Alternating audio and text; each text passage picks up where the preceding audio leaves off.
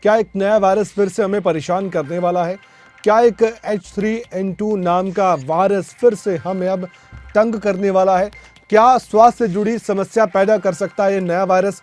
क्या ये जानलेवा भी साबित हो सकता है? बुजुर्गों, महिलाओं और बच्चों के लिए क्या ये खतरनाक है वायरस? क्या ये कोरोना की तरह फैल भी सकता है? बहुत से सवाल हमारे मन में चल रहे हैं पिछले कुछ दिनों से। हमने ये भी देखा कि कर्नाटक और दक्षिण देश में जो हो रहा है, साउथ इंडिया में जो हो रहा है, उसके बाद अब नॉर्थ इंडिया के हरियाणा के जिन में एक संभावित केस सामने आने के बाद अब फतेहाबाद और सोनीपत से भी ऐसी खबर सामने आई जिसने वाकई में दंग कर दिया और हमें सतर्क रहने की जरूरत है, ये हम कह सकते हैं।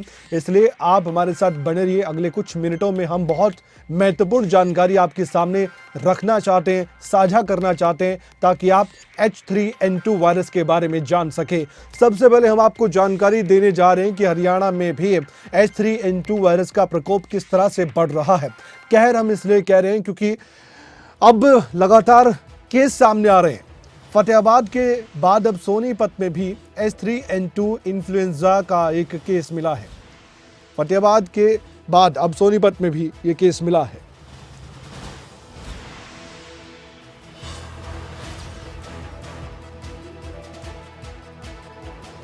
तो H3N2 इन्फ्लुएंजा का जो केस मिला है उसके बाद स्वास्थ्य विभाग भी अपनी ओर से सतर्क हो गया है और साफ तौर पर यह कह दिया गया है कि इस वायरस से बचने का अब एक ही उपाय वो है कोरोना का प्रोटोकॉल अपनाना। हम ये जानते हैं कि कोरोना काल में हमने मास्क भी लगाया था, हम ये भी जानते हैं कि हमने सोशल डिस्टेंसिंग करने की भी कोशिश की और इसमें हम सफलतापूर्वक कामयाब हुए। दूसरी ओर सैनिटाइजर का भी इस्तेमाल किया। अब क्यों हम कह रहे हैं कि कोरोना का प्रोटोकॉल अपनाने की बात यहाँ पर हो रही है, इसके पीछे का कारण ये भी है कि छींकने से, संपर्क में आने से मरीज के ये वायरस फैलता है और ऐसा ही हुआ था कोरोना की चेन बनते वक्त जो हमने देखा था। हरियाणा के सोनीपत और फतेहाबाद में जब अब केस मिले हैं तो उसके बाद अलर्ट मोड पर स्वास्थ्य विभाग है। यहाँ तक कि हरियाणा के स्वास्थ्य मंत्री अनिल विज भी पहले भी कह चुके हैं कि हम पूरी तरह से तैयार हैं। सोनीपत में जो केस मिलने की खबर सामने आई उसको लेकर वहां के डॉक्टर की ओर से क्या जानकारी दी गई, सबसे पहले हम वो आपको सुनवाना चाहते हैं। सुनिए आप। या एक ही सब टाइप H3N2 के नाम से वायरस है ये। तो इसके केसेस पिछले 3-4 महीने से इंडिया में रिपोर्ट हो रहे हैं।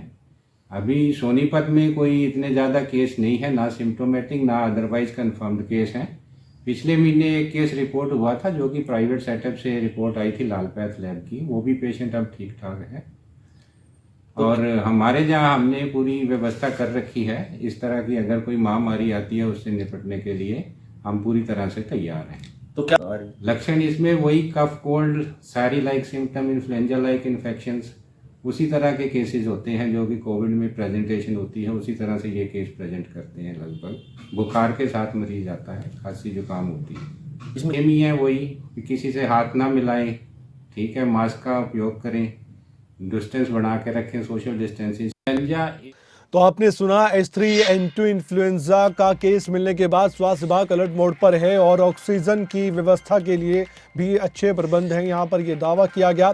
इसके अलावा फतेहाबाद की हम बात कर रहे थे, भूना के गांव सिंथला में भी एक केस मिला था। 30 साल के एक युवक को बताया गया कि वायरस से संक्रमित वो पाया गया और उसकी रिपोर्ट पॉजिटिव मिलने के बाद उसे हेल्थ विभाग की ओर से भी अपनी निगरानी में रखा गया है।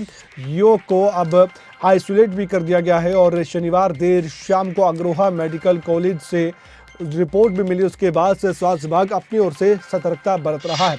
लेकिन एक सवाल बड़ा है कि वायरस के लक्षण क्या है।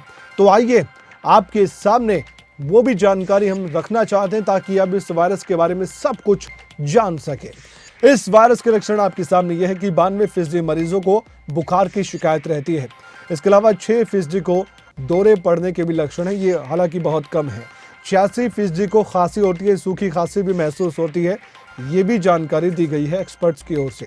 27% ऐसे व्यक्ति मिलते हैं लक्षण वाले जिनको सांस की समस्या पैदा हो जाती है। 16% को निमोनिया जैसे गंभीर लक्षण भी हो जाते हैं। तो ये लक्षण ऐसे हैं जो वाकई में हैरान परेशान करते हैं। तो एक सवाल आपके मन में होगा कि ये वायरस तो आ गया लेकिन बचे कैसे, तो ये भी जान लीजिए। मास्क पहने और भीड़ भाड़ वाली जगहों पर जाने से आप बचें। सर्दी या कफ होने पर मुंह और नाक को ढक लें। डॉक्टर के पास जरूर जाएं, हल्के में बिल्कुल खांसी जुकाम को ना लें। आंख और नाक को ना छुएं, तरल पदार्थ ज़्यादा मात्रा में लें। बुखार होने पर पैरासीटामोल लें। हालांकि ये भी हम आपको रिकमेंड करते हैं कि डॉक्टर की सलाह सबसे पहले लें, उसी के बाद कोई भी दवा आप ज़रूर खाएं। अब क्या नहीं करना चाहिए वो भी आपके सामने। हाथ मिलाने से बचें आप, जैसे कि हम हाथ मिलाना फिर से शुरू कर चुके थे कोरोना काल की जो मुश्किलें हैं उसके निपटने के बाद, लेकिन अब ऐसा आपको नहीं करना। सार्वजनिक स्थानों पर थूके ना, ताकि अगर कोई मरीज भी हो तो वो दूसरी तरह से इस वायरस को ना फैलाए। डॉक्टर की सलाह के बिना दवा ना लें, ये हमने पहले भी आपको बताया।